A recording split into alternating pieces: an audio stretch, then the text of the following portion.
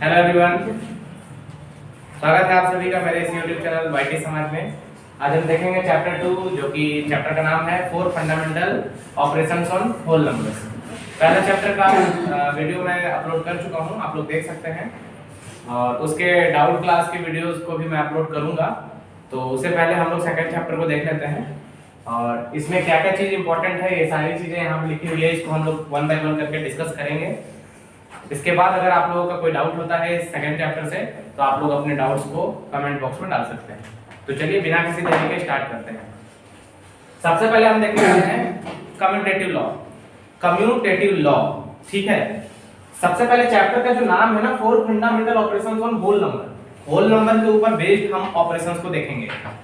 तो सबसे पहले होल नंबर क्या होता है ये सभी को पता होना चाहिए। पहले चैप्टर में मैं बताया होल नंबर क्या होता है, तुम लोगों को पता है ना। होल नंबर क्या होता है? होल नंबर जो जीरो से स्टार्ट होके इनफाइनाइट तक जाए वो whole number. All natural numbers together with zero, सारे नेचुरल नंबर जीरो के साथ अगर मिल करके जो ग्रुप बनाते हैं उसको हम लोग होल नंबर बोलते हैं। तो होल नंबर कहां से शुरू होती है? जीरो से 1 2 3 अप टू कहां तक? इनफाइनाइट तक, अप टू इनफाइनाइट। ओके, तो अगर कोई पूछे कि which is the smallest whole number, so that is zero. Is it clear? सबसे छोटा होल नंबर कौन सा है? जीरो। और सबसे बड़ा होल नंबर कोई पूछे तो बता पाओगे? इनफाइनाइट। पॉसिबल नहीं है, वो ब्रह्मा जी से पूछना पड़ेगा। ओके, तो सुनो, 0 1 2 3 अप टू इनफाइनाइट ये होल नंबर है। 4 फंडामेंटल ऑपरेशंस क्या होते हैं ये सभी को पता होना चाहिए।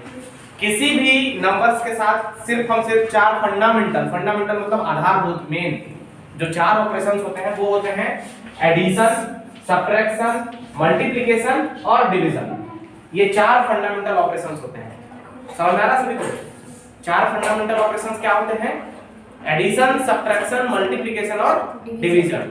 तो एक एक करके होल नंबर के बीच में ऑपरेशंस को देखेंगे हम लोग, ठीक है। तो चलिए यहाँ पे हम कम्यूटेटिव लॉ को देखते हैं। Is it clear? Commutative law. तो देखो, एक ऐसे नंबर्स जो एक नंबर को हम लोग कई तरीके से लिख सकते हैं। जैसे यहाँ पे लिखा हुआ है ना 2 + 3, इसका वैल्यू हमको क्या मिलेगा? 5। तो क्या 2 + 3 को हम लोग 3 + 2 नहीं लिख सकते हैं? लिख सकते हैं कि नहीं? लिख सकते हैं। अगर हम 2 रुपए और 3 रुपए को ऐड करें, क्या 3 रुपए और 2 रुपए को ऐड करने पे उतना नहीं आएगा? आएगा ना। तो अगर इस तरीके से नंबर लिखा हुआ है, उसको इस फॉर्म में लिखा जा सकता है। Keep quiet, where are you looking idiot? 2 + 3 = 5, that means 3 + 2 also give us 5. Okay, इसी तरीके से ये तो एडिशन के लिए होगा। एडिशन का बीच में दिख रहा है आप लोगों को? कम्यूटेटिव लॉ किसके लिए होता है? सिर्फ एडिशन के लिए और मल्टीप्लिकेशन के लिए, सब्ट्रैक्शन के लिए नहीं होता। क्यों सब्ट्रैक्शन के लिए नहीं होता? देखो यहाँ पे 3 - 2 करोगे, लेकिन क्या 2 - 3 दोनों इक्वल है? नहीं है। 3 - 2 करोगे तो क्या आएगा? 1, और 2 - 3 करोगे तो क्या आएगा? -1। ओके, तो दोनों इक्वल नहीं होगा ना, इसलिए कम्यूटेटिव लॉ किसके लिए नहीं होता? माइनस के लिए, सब्ट्रैक्शन के लिए नहीं होता। ये सिर्फ और सिर्फ किसके लिए होता है? एडिशन और मल्टीप्लिकेशन के लिए। मल्टीप्लिकेशन के लिए क्यों? ध्यान से देखो, अगर मैं यहाँ पे 2 × 3 कर रहा हूँ, इसकी वैल्यू क्या आएगी? 6। लेकिन क्या मैं 3 × 2 करूँ तो 6 नहीं आएगा? बिल्कुल आएगा। इसीलिए जो कम्यूटेटिव लॉ है वो 2 × 3 और 3 × 2 मल्टीप्लाई के लिए भी आएगा और सब एडिशन के लिए भी आएगा, सब्ट्रैक्शन के लिए नहीं आएगा। तो समझ में आया? अगर कोई नंबर इस फॉर्मेट में लिखा है तो इस फॉर्मेट में भी लिखा जा सकता है, कोई नंबर इस फॉर्मेट में लिखा है तो इस फॉर्मेट में भी लिखा जा सकता है। नहीं, डिवीजन में भी नहीं होता। डिवीजन में भी करके देखो, अलग हो जाएगा ना। 3/2 करोगे और 2/3 करोगे, दोनों सेम है क्या? नहीं है ना, दोनों डिफरेंट हो गए। इसलिए डिवीजन के लिए नहीं होता और सब्ट्रैक्शन के लिए नहीं होता। होता है किसके लिए? एडिशन और मल्टीप्लिकेशन के लिए। Is it clear? इस लॉ को क्या बोलते हैं? Commutative law. क्या बोलते हैं? Commutative law. ओके, अब देखते हैं हम लोग एसोसिएटिव लॉ। एसोसिएटिव लॉ, अगर कोई नंबर ऐसे लिखा हुआ 1 + 2 + 3, ठीक है, 1 + 2 + 3, लास्ट के दोनों नंबर यहाँ पे ब्रैकेट में है। किसमें है? ब्रैकेट में। तो क्या इसको हम लोग ऐसे नहीं लिख सकते? 1 + 2 + 3 लिख सकते हैं कि नहीं? बिल्कुल लिख सकते हैं। क्यों? क्योंकि यहाँ पे भी आंसर हम लोगों को 6 मिलने वाला है, यहाँ पे भी आंसर हम लोग को 6 मिलने वाला है। दोनों ही केसेस में इक्वल आंसर हम लोगों को मिलेंगे। इसीलिए ये जो लॉ है इसको बोलते हैं associative law for addition. Okay, अब जो देखो मल्टीप्लिकेशन के लिए अगर मैं यहां पे कर रहा हूं 2 इनटू ब्रैकेट पे लास्ट में कर दिए 3 इनटू 4, ठीक है, तो क्या इसको मैं 2 इनटू 3 को ब्रैकेट में लेकर के आउटसाइड द ब्रैकेट 4 को मल्टीप्लाई नहीं कर सकता? कर सकता हूं। सबको मल्टीप्लाई करोगे आंसर तुम्हारा कितना आएगा? 24। कितना आएगा? 24 यहां पे भी और 24 यहां पे भी। क्लियर? दोनों ही केसेस में मल्टीप्लिकेशन के लिए भी सेम आंसर और एडिशन के लिए भी सेम आंसर। तो इस चीजों को इस तरीके से भी लिखा जा सकता है, इसको इस तरीके से भी लिखा जा सकता है। तो इस लॉ को हम लोग बोलते हैं एसोसिएटिव लॉ। ठीक है, बस एक कॉमन सी चीज है कि ध्यान रखना है, ज्यादा हम लोग को इस पर नहीं देखना है। नेक्स्ट है डिस्ट्रीब्यूटिव लॉ। ये डिस्ट्रीब्यूटिव लॉ का ध्यान रखना होगा। डिस्ट्रीब्यूट हो रहा है, ये इंपॉर्टेंट है ना। डिस्ट्रीब्यूटिव लॉ देखो, अगर मैं यहां पे लिखा हूं 2, ठीक है, इनटू ब्रैकेट में लिखा हूं 3 + 4, क्या लिखा हूं? 3 + 4। ध्यान से देखना सब लोग, ये इंपॉर्टेंट है। तो ये 2 जो है ना इसके साथ भी डिस्ट्रीब्यूट होगा और ये 2 जो है वो 4 के साथ भी डिस्ट्रीब्यूट होगा। किसके साथ? 4 के साथ भी। देखो कैसे, 2 × 3 लिखेंगे, प्लस बीच में था तो प्लस लगाएंगे, फिर 2 × 4 लिखेंगे। इसका आंसर 2 × 3 = 6 + 2 × 4 = 8, 14 आएगा। कितना आएगा? 14। तो देखो यहाँ पे 2 किसके साथ? 3 के साथ भी डिस्ट्रीब्यूट हुआ और 2 4 के साथ भी डिस्ट्रीब्यूट हुआ। इसका मतलब इस प्रकार के लॉ को हम लोग क्या कहते हैं? Distributive law. ओके, ब्रैकेट के बाहर जो नंबर है ना, ये नंबर ब्रैकेट के दोनों जितने भी चीज होंगे उसके सभी के साथ मल्टीप्लाई होगा। अगर मान के चलो, मैं एक सिंपल सा एग्जांपल और देता हूं। 2 है यहाँ पे x + y + z 3 चीजें लिखी हुई है। कितनी चीजें? 3 चीजें। तो इस 2 का मल्टीप्लाई x के साथ भी होगा, y के साथ भी होगा और z के साथ भी होगा। कैसे? ऐसे 2 × x 2x, 2 × y 2y और 2 × z 2z। आया समझ में? इस तरीके से इस प्रकार के लॉ को डिस्ट्रीब्यूटिव लॉ कहते हैं। कौन सा law? Distributive law. Okay, plus में नहीं हो सकते, जैसे 2 है तो उसमें प्लस लगा के ब्रैकेट देकर क्या ये लास्ट के तीनों को प्लस करके? सर नहीं, हां, वो 2 है ना, हां, तो उसमें प्लस करके सिर्फ वो ऊपर वाला 2 ये यहाँ पे प्लस लगा के?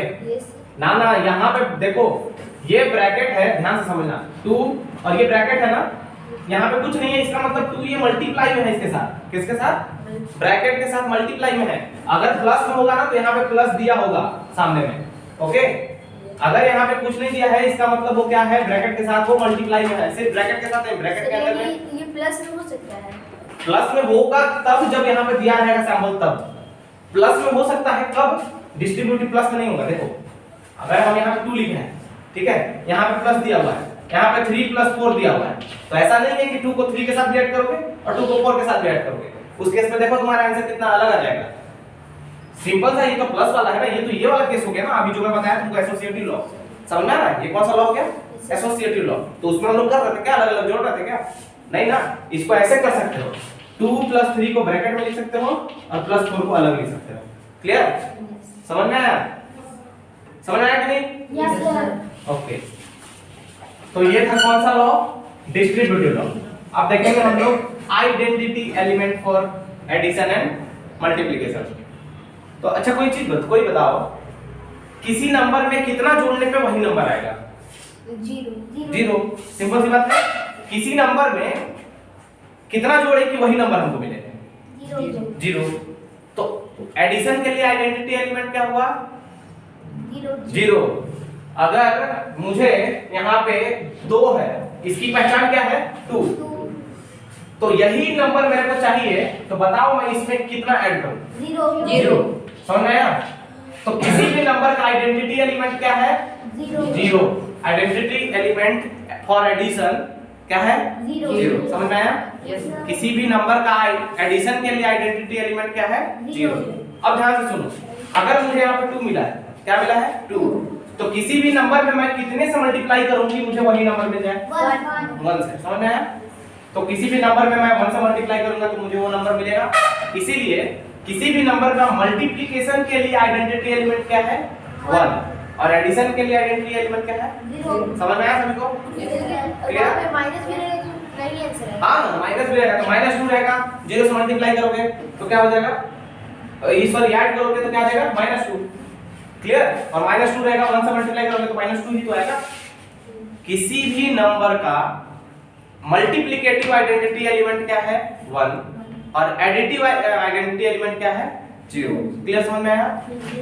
ओके, तो ये था identity element for addition and multiplication. अब देखते हैं हम लोग प्रॉपर्टीज ऑफ जीरो। एक जीरो बहुत खास नंबर है, ध्यान रखना, जीरो बहुत ही खास नंबर है। अच्छा ये बताओ, कल मैं बताया था तुम लोगों को, जीरो पॉजिटिव होता है कि नेगेटिव?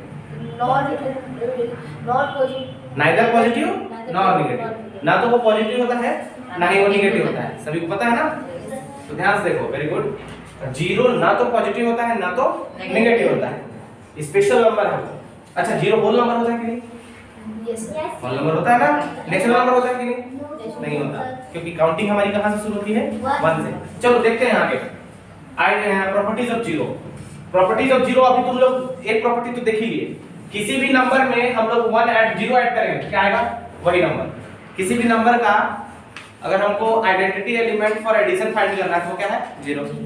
ठीक है, अब चीज एक चीज ध्यान से देखना, किसी भी नंबर में अगर हम 0 से मल्टीप्लाई करते हैं, क्या करते हैं? 0 से मल्टीप्लाई करते हैं, तो क्या होगा? स्वाहा हो जाएगा वो नंबर, है ना? पूरा का पूरा अपना संगत का असर दिखा देता है मल्टीप्लिकेशन में, खासकर कितना भी बड़ा 1 करोड़ का नंबर क्यों ना मल्टीप्लाई कर लो तुम, 1000 को 0 से मल्टीप्लाई जैसे ही किए, क्या होगा? 0।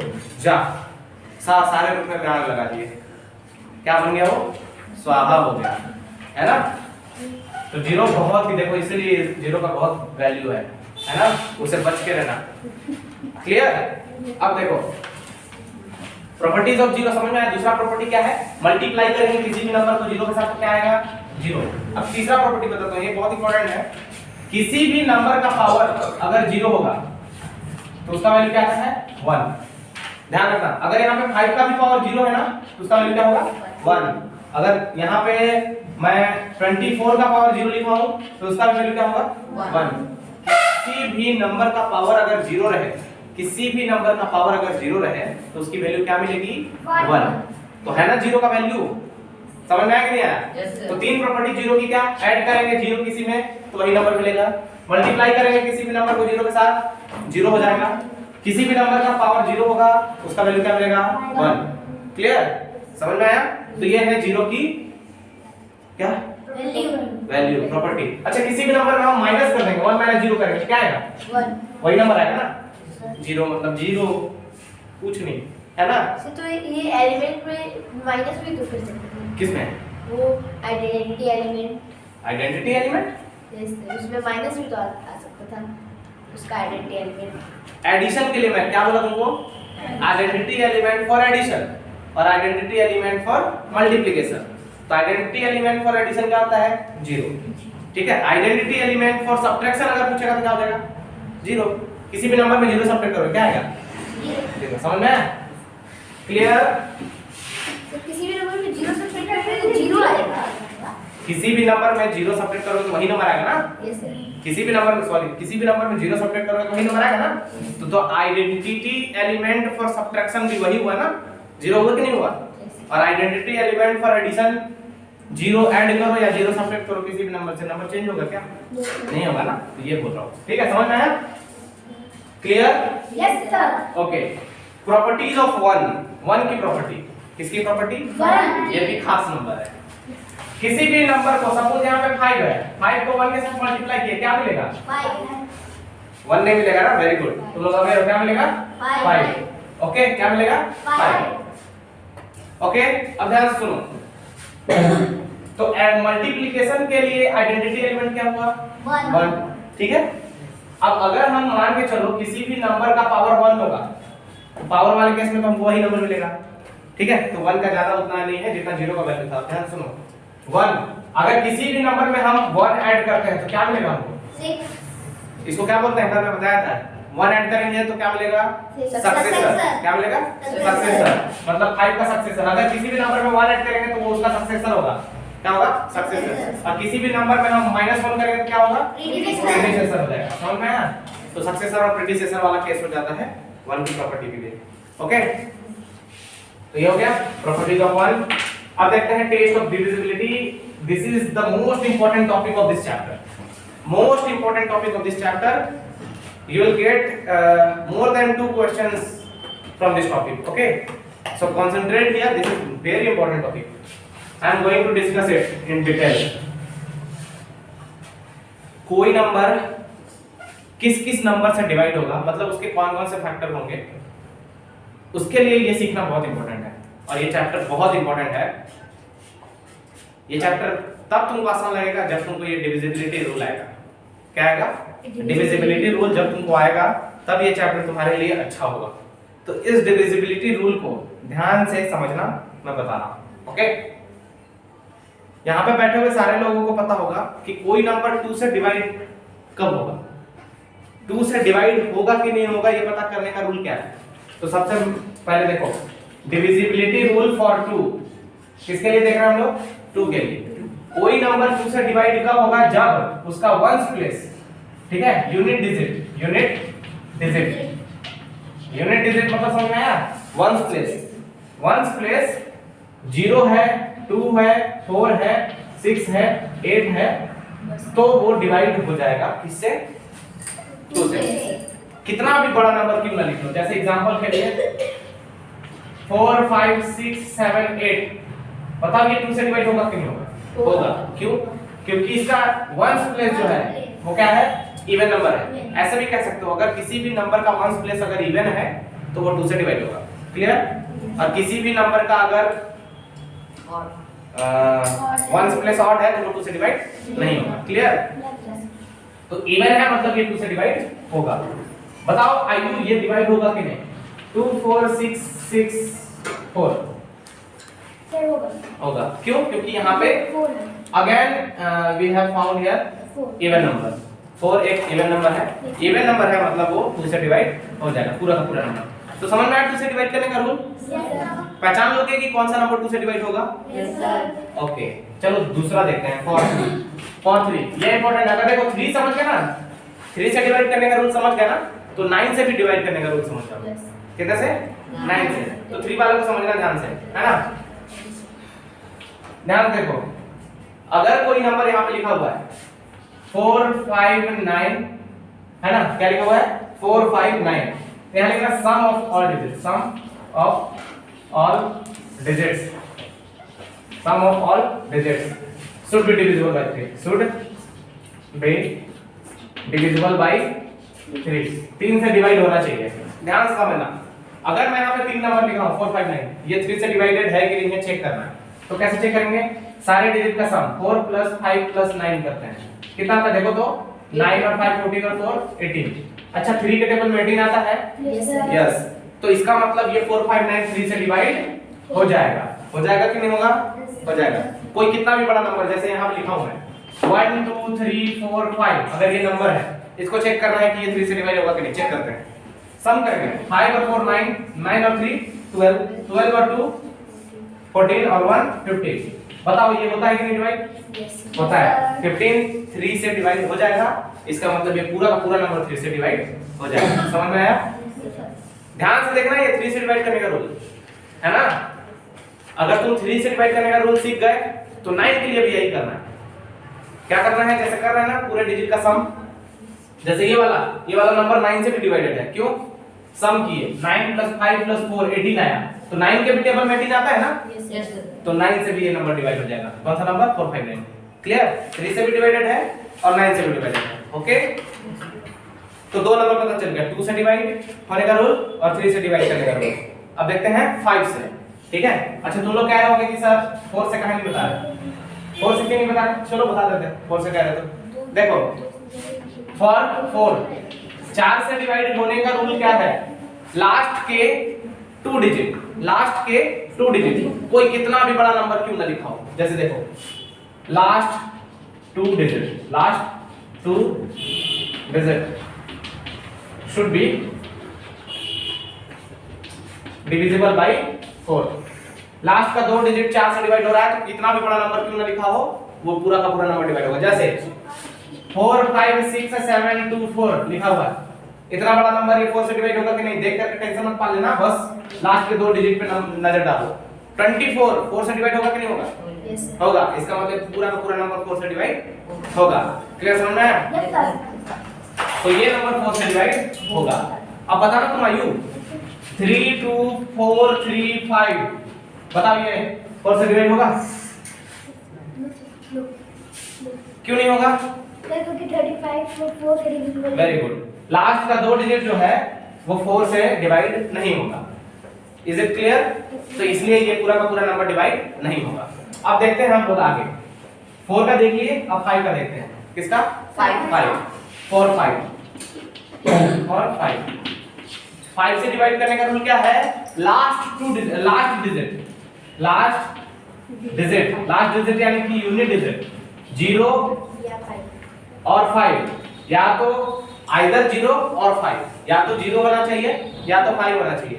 अगर या तो 0 है या तो 5 है तो पूरा का पूरा नंबर 5 से डिवाइड हो जाएगा। जैसे 2 0 5 0 4 0, ये बताओ पूरा नंबर डिवाइड होगा कि नहीं? होगा। चाहे ये 2 5 3 5 5, ये होगा कि नहीं होगा? Yes sir. तो यूनिट डिजिट लास्ट डिजिट यहाँ पे 0 है, यहाँ पे 5 है। Both numbers are divisible by 5। Is it clear? Both numbers are divisible by 5। Okay, इसको भी हम करते हैं। अब देखते हैं फॉर 6। किसको देखते हैं? 6 से डिवाइड करने का रूल भी तुम लोग सीख चुके। 6 से डिवाइड करने का रूल तुम लोग सीख चुके। क्यों?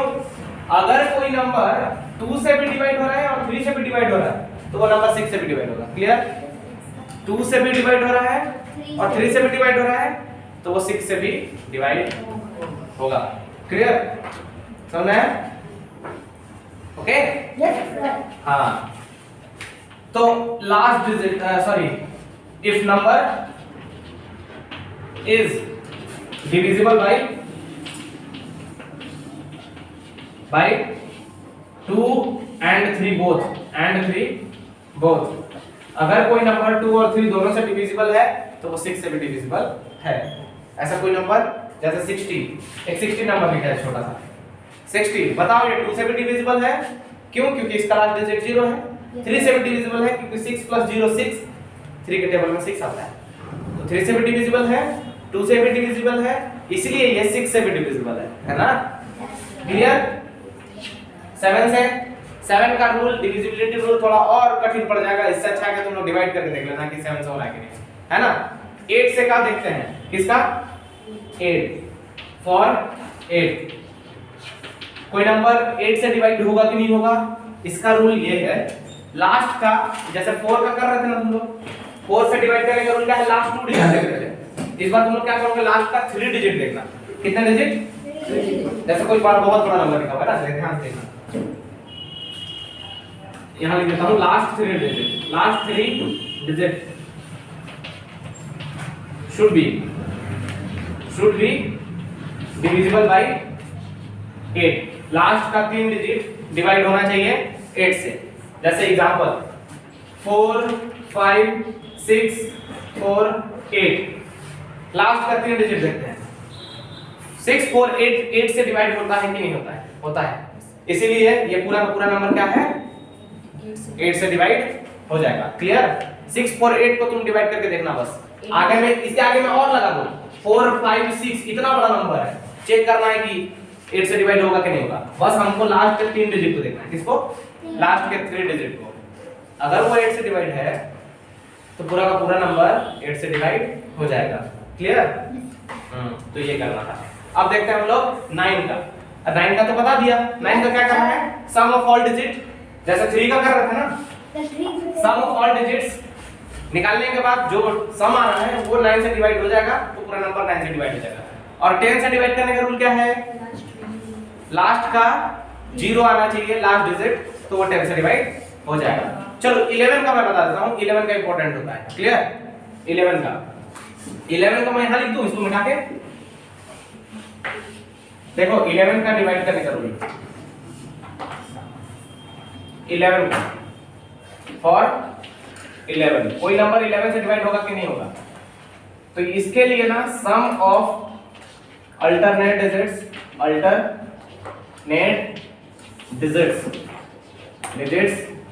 And their sum and there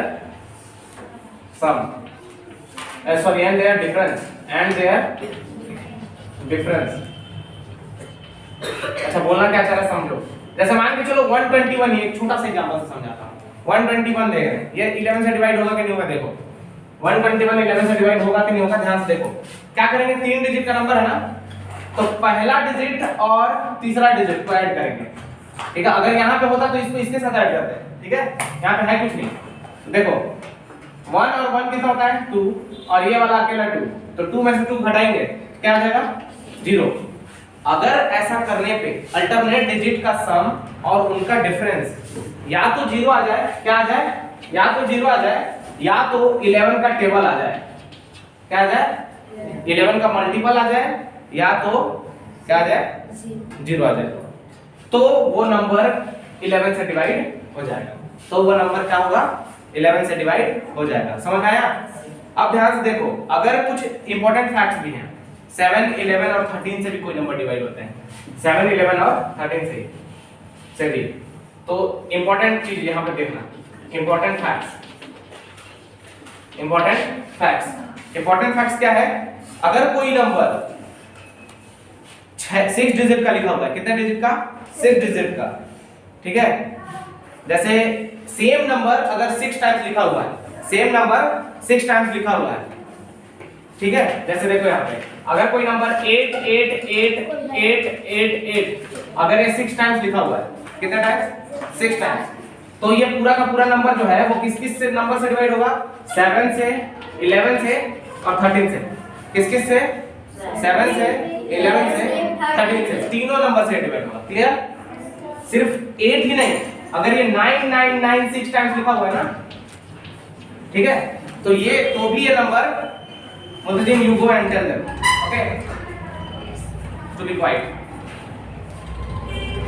अगर कोई डिजिट 6 टाइम्स लिखा हुआ है, कोई भी सेम डिजिट अगर 6 टाइम्स लिखा हुआ है, तो वो कितने से डिवाइड होगा, 7 से 11 से और 13 से। क्लियर। तो ये भी 7 से 11 से और 13 से डिविजिबल है। Okay, is it clear. Next, I said you now, idiot. Why don't you understand? Go outside.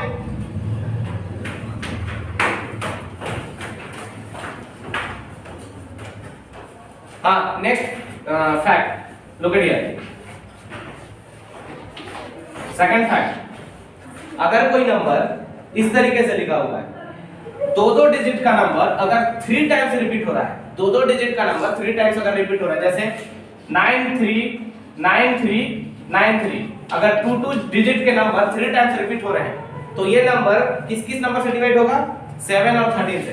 किस नंबर से, 7 एंड 13 से, ठीक है।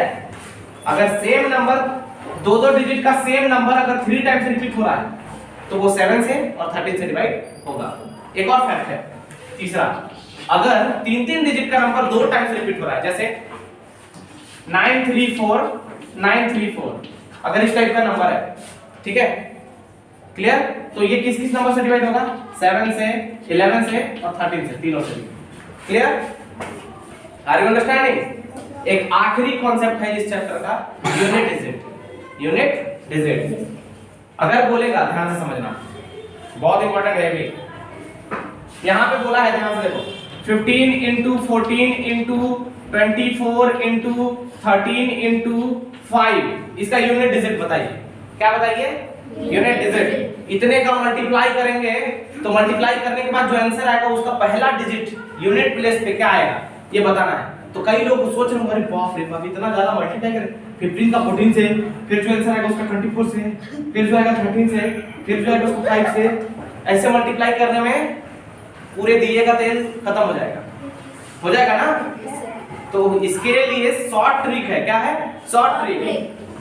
देखना है कहीं पे भी अगर किन्हीं दो नंबर को मल्टीप्लाई करने पे 0 आ जा रहा है, 0 आ जा रहा है, तो उसका पूरा का पूरा आंसर यूनिट डिजिट क्या आएगा, 0 आएगा। जैसे देखो 5 का अगर हम 4 से मल्टीप्लाई करते हैं, 5 4 कितना होता है 20 का यूनिट डिजिट क्या है, 0। एक बार अगर 0 आ गया तो समझो कि पूरा का पूरा यूनिट डिजिट क्या आ जाएगा, 0।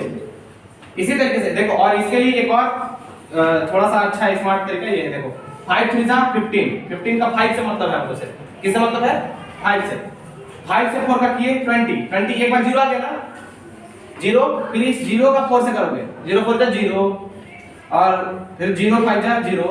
एक बार जीरो आ गया मतलब कभी भी कितना भी लंबा तुम मल्टीप्लिकेशन कर लो उसका आंसर क्या आएगा 0।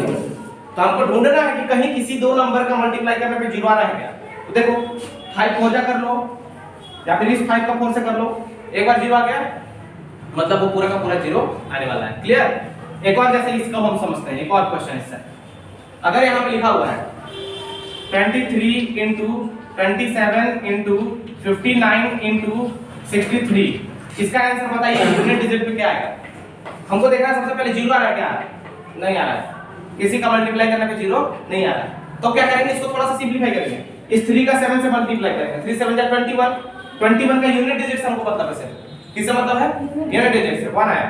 अब इधर से कर लेते हैं, 3 9 जा 27, 27 का 7, 7 into 1 करेंगे, यूनिट डिजिट क्या आएगा 7, यूनिट डिजिट क्या आएगा 7। इधर से इसका किया 3 7 जा 21, 21 का 1 और इधर से किया 9 3 जा 27, 27 का 7, 7 1 जा 7। तो यूनिट डिजिट आंसर जो भी आएगा, जितना भी आंसर आएगा इसका मल्टीप्लाई करने पे उसके यूनिट डिजिट पे क्या आएगा 7। समझ में आया। तो इस तरीके से हमने इस पूरे चैप्टर को देखा। अब तुम लोग का काम है इस चैप्टर के क्वेश्चंस को सॉल्व करना, पूरा का पूरा कॉन्सेप्ट मैं इस चैप्टर का बता दिया हूं, है ना। चलो मिलते हैं अब अगले वीडियो में। Thank you so much.